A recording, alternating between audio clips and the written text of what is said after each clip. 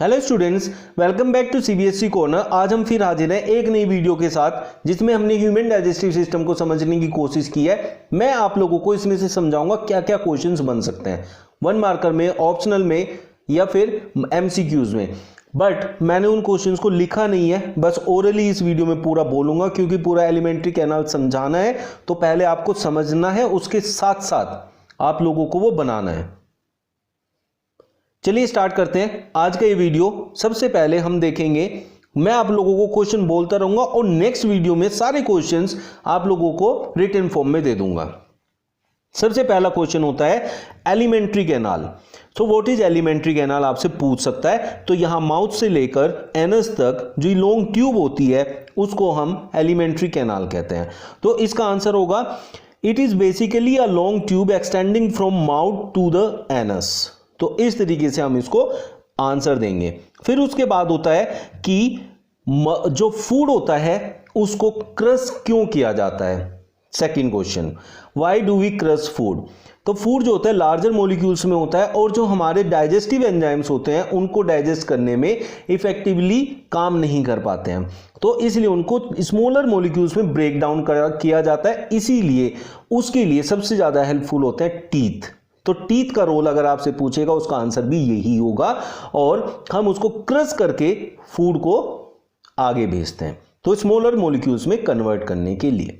Second thing, हमारा जो ओसेफेगस होता है ये इसकी इनर लाइनिंग बहुत सॉफ्ट होती है, उसमें से लार्जर मॉलिक्यूल्स को पास करेंगे तो फट जाने का डर होता है, इसलिए भी उसको क्रश किया जाता है।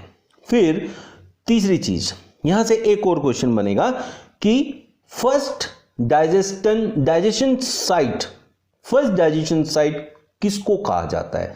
दैट इज माउथ, क्योंकि सबसे पहले खाना माउथ में डाइजेस्ट होना शुरू होता है। जी हां, माउथ में डाइजेस्ट होता है खाना सबसे पहले।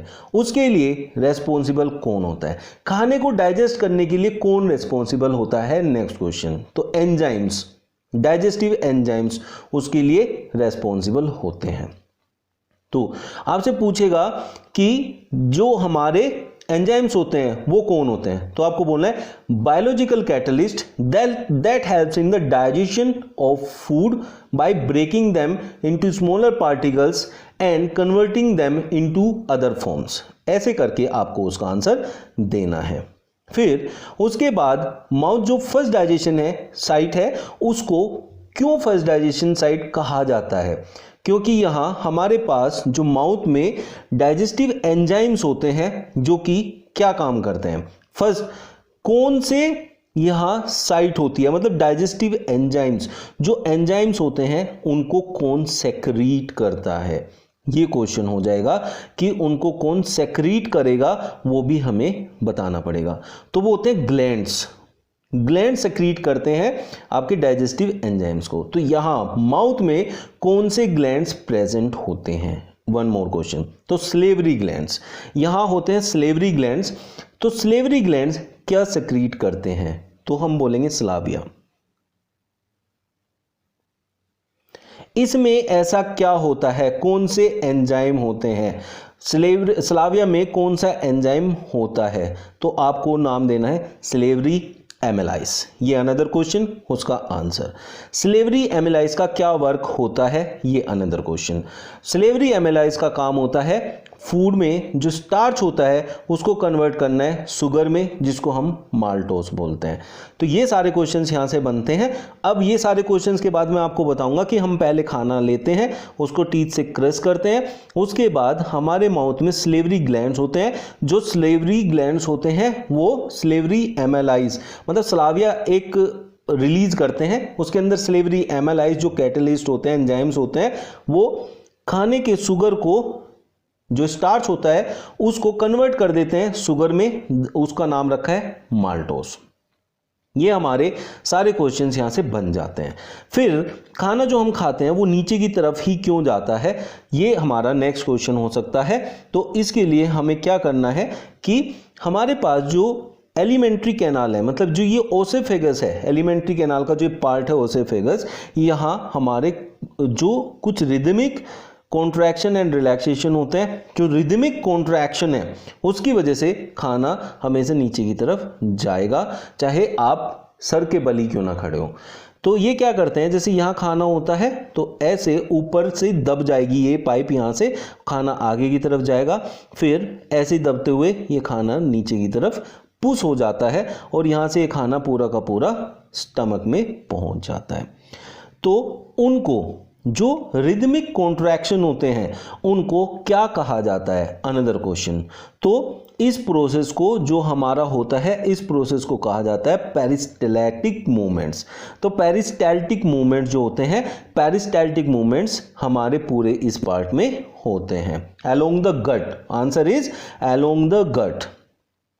तो हमें ये किसकी हेल्प से किया जाता है, तो आप लोगों को आंसर देना है मसल्स की हेल्प से। तो उसमें जो कैनाल में मसल्स होती हैं वो कॉन्ट्रैक्ट करती रिदमिकली, जिससे खाना नीचे की तरफ पुश किया जाता है और इन सबको पेरिस्टैल्टिक मूवमेंट्स कहा जाता है और ये अलोंग द गट होते हैं। आप लोगों को यहां तक समझ में आ गया होगा। आगे हम देखते हैं ये खाना यहां से कहां जाता है। तो फूड पाइप जो ओसेफेगस है, इसका दूसरा नाम क्या है, what is the second name of oesophagus, that is food pipe. तो फूड पाइप हम इसको बोलते हैं, जो कि आपके खाने को कहां तक लेकर जाता है, स्टमक। तो आपसे पूछेगा कि ये खाना कहां तक जाएगा, तो स्टमक तक जाएगा। अब जो हमारा ये स्टमक है ये एक ऑर्गन है, तो what is it, it is a organ. तो इसमें क्या होता है, ये एक्सपेंड कर सकता है अगर खाना ज्यादा आ जाए तो ये एक्सपेंड भी कर सकता है। ये एक एमसीक्यू में क्वेश्चन बन सकता है। तो अब हमारा खाना पहुंच जाता है स्टमक के अंदर। तो स्टमक में जो इसकी मस्कुलर वॉल्स होती हैं उनमें हमारा जो खाना है वहां से उस खाने के लिए डाइजेस्टिव जूसेस आते हैं। तो डाइजेस्टिव जूसेस वो कहां से आते हैं, तो वो आते हैं गैस्ट्रिक ग्लैंड से। तो यहां गैस्ट्रिक ग्लैंड्स होते हैं, तो आपको नाम देना है गैस्ट्रिक ग्लैंड्स। तो आपसे नेक्स्ट क्वेश्चन पूछा जा सकता है गैस्ट्रिक ग्लैंड्स कहां प्रेजेंट होते हैं, तो आपको आंसर देना है wall of the stomach. Stomach की जो वॉल होती है वहां हमारे गैस्ट्रिक ग्लैंड्स प्रेजेंट होते हैं।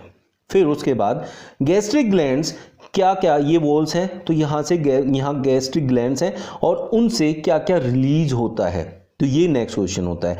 तो गैस्ट्रिक ग्लैंड से हमारा HCl और मकस, ये दो चीज रिलीज होती हैं, HCl एंड मकस। अब हमारे पास एक प्रोटीन डाइजेस्टिव एंजाइम भी वहां रिलीज होता है जिसका नाम होता है पेप्सिन। तो पेप्सिन डाइजेस्टिव एंजाइम है, जबकि जो HCl है ये सिर्फ एसिडिक मीडियम प्रोवाइड करता है। इसका अगला क्वेश्चन होगा what is the pH value of HCl produced in your stomach. तो वो ही HCl होता है जो pH स्केल पे जिसकी वैल्यू हमारी 0 से 1 होती है। तो इसी में मतलब स्ट्रॉन्ग एसिड होता है, आप लोगों को बताना है it is a strong acid. ये आप pH वैल्यू पे रेफर कर सकते हैं इसकी वैल्यू के लिए। फिर जो मकस होता है, what is the role of mucus. Mucus का रोल होता है कि जब ज़्यादा एसिडिक मीडियम हो जाएगा तो वो क्या करेगा, आप लोगों की जो इनर लाइनिंग होती है स्टमक की उसको प्रोटेक्ट करता है नॉर्मल कंडीशन के अंदर। हमारा एसिड का क्या वर्क होता है, एसिड फैसिलिटेट करता है पेप्सिन की वर्किंग को, मतलब ये उसको बहुत ज़्यादा एफिशिएंट बना देता है, क्योंकि पेप्सिन एसिडिक मीडियम में वर्क करता है। जो जैसे मीडियम में वर्क करेगा उसको वैसे मीडियम प्रोवाइड कराना पड़ेगा, HCl वो काम करता है। तो ये प्रोटीन को डाइजेस्ट करने का काम करता है, पार्सली डाइजेस्ट हो जाता है प्रोटीन यहां पर। यहां से आगे फिर हमारे पास स्टमक से खाना स्मॉल इंटेस्टाइन में जाता है, तो उसको रेगुलेट कौन करता है, तो आंसर इज स्पिंचर मसल, ये होता है। फिर नेक्स्ट क्वेश्चन इज खाना स्मॉल इंटेस्टाइन में पहुंच जाएगा तो आपसे पूछेगा question what is the complete site of digestion, which is the complete site of digestion. तो आपको आंसर देना है small intestine. Small intestine complete site of digestion होता है क्योंकि खाना यहां पूरी तरीके से डाइजेस्ट हो जाता है। फिर नेक्स्ट क्वेश्चन इसका होता है longest part of alimentary canal किसको कहा जाता है, स्मॉल इंटेस्टाइन को कहा जाता है। जबकि यहां नाम स्मॉल दिया है, यहां लार्ज इंटेस्टाइन दिया है, फिर भी स्मॉल इंटेस्टाइन सबसे बड़ा होता है। इसको स्मॉल फिर भी क्यों बोला जाता है, ये होता है क्योंकि इसका डायमीटर जो होता है वो छोटा होता है, मतलब ये छोटी होती है और ये डायमीटर इसका बड़ा होता है, इसलिए इसको स्मॉल और इसको लार्ज इंटेस्टाइन बोला जाता है। ये क्वेश्चन नहीं पूछा जाएगा बट आपको पता होना चाहिए। फिर भी ये इतनी कम स्पेस में कैसे आपका एडजस्ट हो जाता है, तो आपको उसका आंसर पता होना चाहिए, दैट इज एक्सटेंसिव कोइलिंग के थ्रू। मतलब ये ऐसे ऐसे करके एडजस्ट हो जाता है, उसके आगे उसको छोटे स्पेस में भी एडजस्ट किया जाता है। फिर नेक्स्ट क्वेश्चन आएगा कि हर्बीवोरस और कार्निवोरस किस में ज्यादा लंबी स्मॉल इंटेस्टाइन होती है। तो जो लेंथ होती है इंटेस्टाइन की, कार्निवोरस में छोटी होती है और हर्बीवोरस में बड़ी होती है। अब हर्बीवोरस में बड़ी इसलिए होती है क्योंकि जो सेलुलोज होता है उसको डाइजेस्ट करने के लिए लंबी इंटेस्टाइन की जरूरत होती है, जबकि ऐसा जो हमारा सेलुलोज होता है वो मीट में प्रेजेंट नहीं होता है, इसलिए कार्निवोरस को छोटे इंटेस्टाइन से ही काम चल जाता है। फिर आपसे ये नेक्स्ट क्वेश्चन हो गया, उसके बाद होता है कि ये से कंप्लीट डाइजेशन साइट क्यों कहा जाता है। तो और इसमें किस किस से सेक्रीशंस आते हैं, कौन कौन से सेक्रीशंस आते हैं। तो इसमें कार्बोहाइड्रेट, प्रोटीन और फैट को पूरी तरीके से कन्वर्ट कर दिया जाता है, इसलिए इसको कंप्लीट डाइजेशन साइट कहा जाता है। नेक्स्ट कि इसमें कहां कहां से सेक्रीशंस आते हैं। तो इसमें सेक्रीशंस आते हैं लीवर से और पेनक्रियास से, यहां से दो जगह से इसके पास सेक्रीशन आते हैं।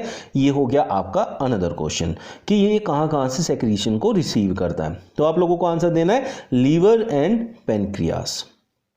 अब जो हमारा खाना यहां से स्टमक से आता है, अभी हमने देखा वो एसिडिक होता है, लेकिन जब हम इसमें आते हैं स्मॉल इंटेस्टाइन में, और इसमें जो पेनक्रियास से आपके पेनक्रिएटिक एंजाइम्स आएंगे उनको लेकिन एल्कलाइन मीडियम में वर्क करना होता है। वो एल्कलाइन मीडियम में वर्क करते हैं, वो एसिडिक मीडियम में वर्क नहीं कर पाते। तो उसके लिए हमें यहाँ जो मीडियम है उसको बनाना पड़ेगा एल्कलाइन। तो अब एल्कलाइन बनाने के लिए हमें क्या करना पड़ेगा। तो लीवर जो होता है, लीवर से बाइल जूस आता है। तो आपसे सेक्रीशन पूछेगा लीवर से कौन सा होता है, तो आप लोगों को बोलना है बाइल जूस। तो बाइल जूस आता है। बाइल जूस का काम क्या होता है, वो क्या करता है।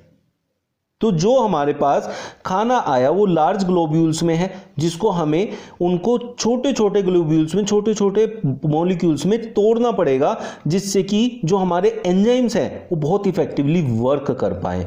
तो बाइल जूस में बाइल सोल्ट होता है, वो इस काम को करता है, इसीलिए उसको कहा जाता है इमल्सिफिकेशन। तो जो break down of larger molecules into smaller particles, उसको कहते हैं इमल्सिफिकेशन। तो next question is what is emulsification. तो आपको इसका आंसर पता चल गया होगा, और उसको कौन करता है वो भी आप लोगों को पता चल गया होगा। उसके बाद अब हमारे पास आता है कि पेनक्रिया से क्या आता है। तो पेनक्रिया से आता है पेनक्रिएटिक जूस। पेनक्रिएटिक जूस में क्या क्या होता है, ये नेक्स्ट क्वेश्चन है। तो उसमें होता है ट्रिप्सिन जो प्रोटीन को डाइजेस्ट करता है, एंड लिपास जो इमल्सिफाइड फैट जो हमने ऊपर बनाया उसको ब्रेक करता है। फिर क्या स्मॉल इंटेस्टाइन में भी ग्लैंड्स होते हैं, यस। तो उसका आंसर होगा यस। और कहां पर होते हैं, in the walls of small intestine. वो क्या सेक्रीट करते हैं, तो आपको लिखना है इंटेस्टाइनल जूस।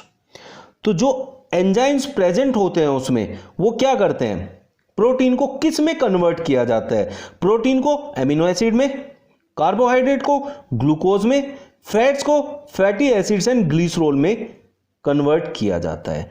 ये सारे क्वेश्चंस आपके यहां से बन रहे हैं। इस तरीके से 1 मार्कर सारे यहां से बनेंगे। इन सारी बातों को अगर आपने ध्यान से सुना है तो आप लोग हर एक क्वेश्चन का आंसर आराम से दे पाएंगे। अब जो हमारा डाइजेस्टेड फूड होता है उसको कौन एब्जॉर्ब करता है, नेक्स्ट क्वेश्चन। तो आप लोगों को बताना है walls of intestine. Walls of intestine उसको लेता है। तो जो हमारी स्मॉल इंटेस्टाइन की वॉल्स होती हैं उसमें फिंगर लाइक प्रोजेक्शंस होते हैं जो उनको एब्जॉर्ब करते हैं। तो next question is finger like projections in small intestine is called. तो आपको बोलना है विलाई, VILLI। तो विलाई उसको एब्जॉर्ब करता है। तो फिंगर लाइक प्रोजेक्शंस, तो उनको विलाई कहेंगे। वो किससे सप्लाइड होते हैं, मतलब वो किससे अटैच होते हैं, तो आपको बोलना है ब्लड वेसल्स। तो वो क्या करते हैं, फूड को एब्जॉर्ब करते हैं और ब्लड में मिक्स करके पूरी बॉडी के अंदर भेज देते हैं। तो हम जो खाना वहां से एब्जॉर्ब करते हैं वो हमारा किस किस चीज के लिए काम आता है, तो आप लोगों को आंसर देना है कि एनर्जी लेने के लिए, न्यू टिश्यूज को बिल्डअप करने के लिए और ओल्ड टिश्यूज को रिपेयर करने के लिए। अब जो अनएब्जॉर्ब फूड होता है या अनडाइजेस्टेड फूड होता है वो कहां जाता है, नेक्स्ट क्वेश्चन। तो इसमें से आपको बोलना है कि वो जाएगा अब आपका लार्ज इंटेस्टाइन में, तो वहां से मूव होएगा लार्ज इंटेस्टाइन में, ऐसे इधर से जाएगा, ये इधर से रास्ता होता है, इधर से जाता है। यहां लार्ज इंटेस्टाइन का क्या रोल होता है, तो आप लोगों को बोलना है कि वहां भी फिंगर लाइक प्रोजेक्शंस हैं जो कि यहां वाटर वगैरह जो होते हैं हमारे उनको एब्जॉर्ब कर लेते हैं। तो वाटर जो है वो पूरा यहां एब्जॉर्ब हो जाता है, जो ये मटेरियल बचता है। अब सारा जो ये बाकी मटेरियल बचता है इसको एनएस के थ्रू बाहर निकाल दिया जाता है। This is called the waste material. ये किसके थ्रू रेगुलेटेड होता है, कौन इसको रेगुलेट करता है, तो उसका आंसर होता है एनल स्पिंचर। तो यहां होता है एनल स्पिंचर जो उसको रेगुलेट करता है। ये सारे 1 मार्कर क्वेश्चन आपके यहां से बन सकते हैं। जिन्होंने आज का ये वीडियो पूरा अच्छे से सुना होगा उनको सबके आंसर पता होगा। बाकी क्या क्या क्वेश्चंस मैंने बोले हैं विद आंसर्स नेक्स्ट वीडियो में आपको बनाकर दे दूंगा। चलिए मिलते हैं नेक्स्ट वीडियो में new tricks and new questions के साथ। Thank you.